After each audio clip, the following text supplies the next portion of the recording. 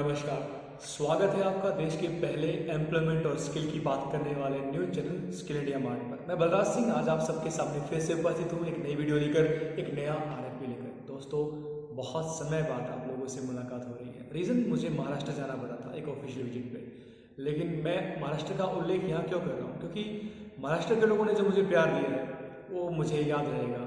मुझे मेरे स्टेट की बिल्कुल भी याद नहीं आई है। मैं सबको धन्यवाद करता हूँ, कोल्हापुर, मुंबई के लोगों को जिन्होंने मुझे इतना प्यार दिया। धन्यवाद दोस्तों। साथ ही जब महाराष्ट्र गया था तो मेरे 3000 सब्सक्राइबर पूरे नहीं हुए थे, लेकिन उसके बाद जब यहाँ से लौटा हूँ तो अब मैंने देखा कि 3000 सब्सक्राइबर हमारे पूरे हो चुके हैं। तो आप सबका बहुत धन्यवाद है।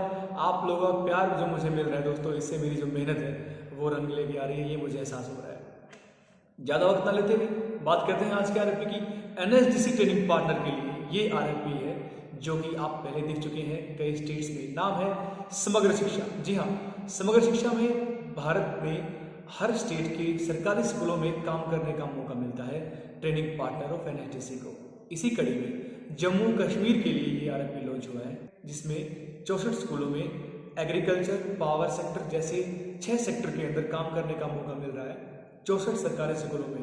आरएफपी लॉन्च हुआ था 9 दिसंबर को और लास्ट डेट रहेगी 24 दिसंबर। तो दोस्तों, वीडियो शुरू करने से पहले आप सबसे रिक्वेस्ट है मेरी कि अगर ये वीडियो आपको पसंद आती है, अच्छी लगती है, तो हमारे वीडियो को लाइक कीजिए, इस वीडियो को अपने दोस्तों में शेयर कीजिए और हमारे चैनल को सब्सक्राइब कीजिए। शुरू करते हैं आज की ये रिपोर्ट।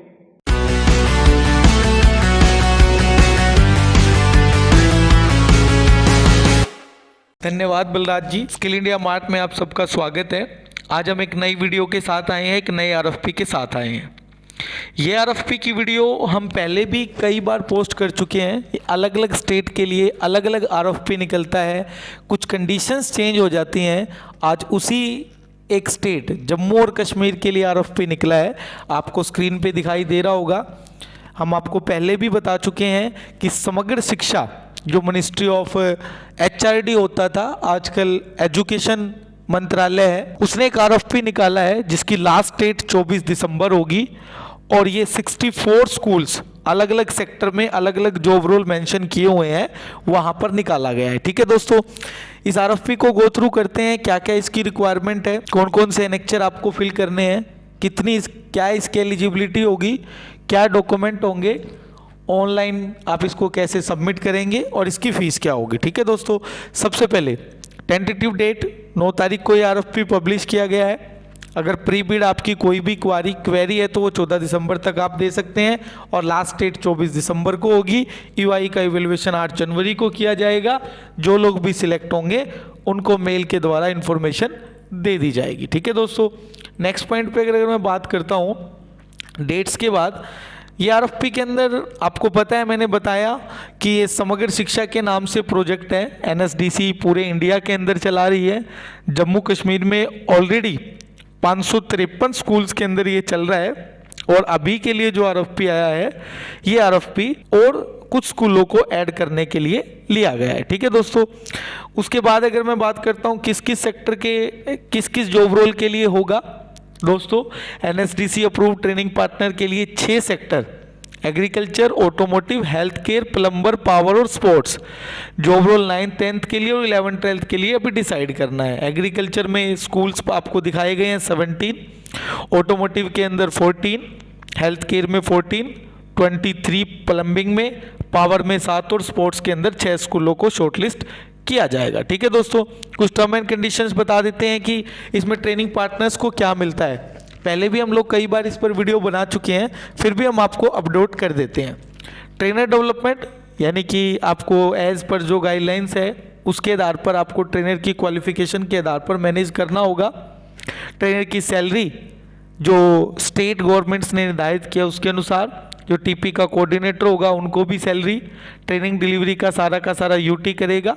और कुछ बेसिक गाइडलाइंस भी जो हम पिछली के अंदर बताए, जैसे गेस्ट लेक्चर की बात करूं मैं, ऑन जॉब ट्रेनिंग या गेस्ट फैकल्टी, वो सारी चीज़ें भी आपको मेंटेन करनी होगी। अब आ जाते हैं दोस्तों कुछ एलिजिबिलिटी का जो क्राइटेरिया है, उसके लिए सबसे पहले सबसे इम्पोर्टेंट बात, आप एनएसडीसी के अप्रूव ट्रेनिंग पार्टनर होने चाहिए, चाहे आप फंडेड हैं या नॉन फंडेड हैं। ये मैंडेटरी कंडीशन है। अगर आप एनएसडीसी के पार्टनर नहीं हैं तो आप लोग इसको अप्लाई नहीं कर पाएंगे। ठीक है दोस्तों, आप लोग, मैं एक वीडियो जरूर बनाऊंगा कि स्किल इंडिया पोर्टल पर ट्रेनिंग पार्टनर और एनएसडीसी की पार्टनरशिप में बड़ा अंतर है, तो आप इस अंतर को भी एक वीडियो से हम समझाएंगे। लेकिन अभी के लिए हम आपको, ऑर्गेनाइजेशन जो है 3 साल पुराना होना चाहिए। जम्मू कश्मीर के अंदर अगर उसकी रजिस्टर ऑफिस या ऑपरेशनल सेंटर है तो ठीक है, अदरवाइज वो भी अप्लाई कर सकते हैं। पिछले 3 साल के में उसने 1000 मिनिमम व्यक्ति को एसआईपी पे ट्रेन किया होना चाहिए, जो कि मैंडेटरी है। आप ध्यान रखिए दोस्तों, एसआईपी पर जो भी डेटा आपका होगा आप उसी डेटा को दें, अदरवाइज आपका प्रपोजल रिजेक्ट किया जा सकता है। आपका टर्नओवर जो है, cumulative revenue of the organisation in financial year, तीनों के अंदर क्यूमुलेटिव जो है वो 100 लाख है, ये यानी कि 1 करोड़ का आपका टर्नओवर होना चाहिए।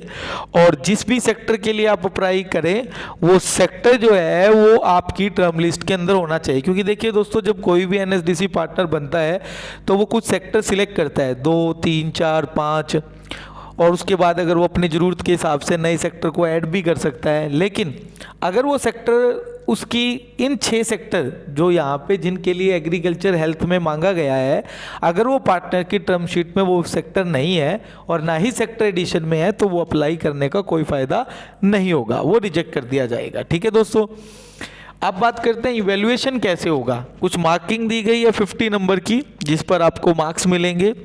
अगर आपका रजिस्टर्ड ऑफिस जम्मू कश्मीर में है और वो एनएसडीसी पार्टनर भी है तो सीधे 5 मार्क्स अलॉट होंगे, अदरवाइज आप 0। आपके ब्रांच ऑफिस 10 से अबव है तो 10 नंबर मिलेंगे। अगर आपका डेटा मिनिमम 1000 है, यानी 1000 होगा तो आपको 5 मिलेंगे, लेकिन 10,000 से अबव होगा तो आप टॉप कैटेगरी 15 में चले जाएंगे।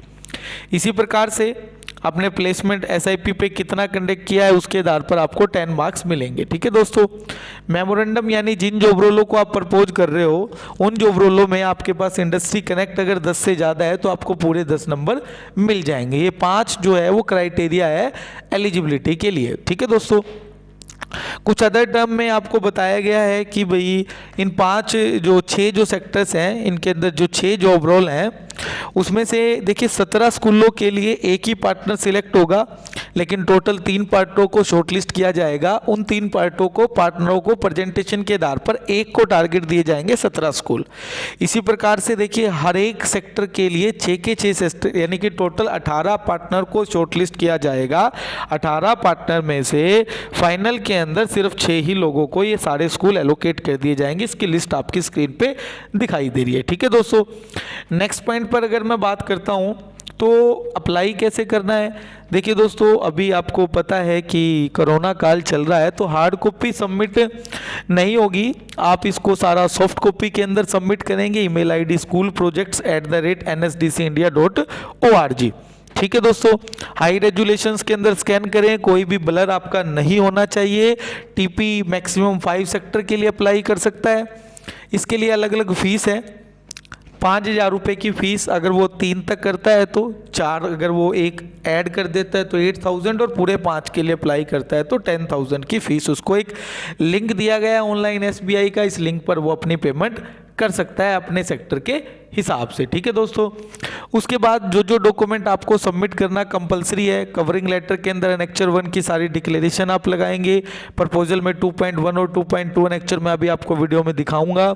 एनएसडीसी अगर आप अप्रूव ट्रेनिंग पार्टनर है तो उसका सर्टिफिकेट, टर्म सर्टिफिकेट, और कोई अगर आपने सेक्टर एडिशन किया है तो वो एडिशन सर्टिफिकेट आपका होगा। ठीक है दोस्तों, ऑर्गेनाइजेशन इनकॉर्पोरेशन के लिए आप अपना incorporation certificate, pan card, GST इसके साथ लगाओगे।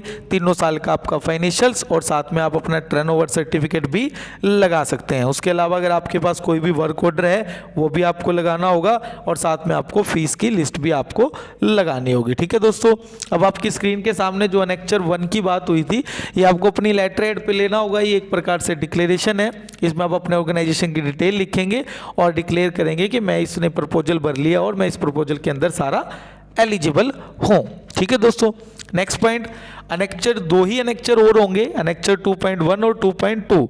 अनेक्चर 2.1 जो है वो ऑनलाइन भरा जाएगा। देखिए, please click here to fill up and submit annexure 2.1।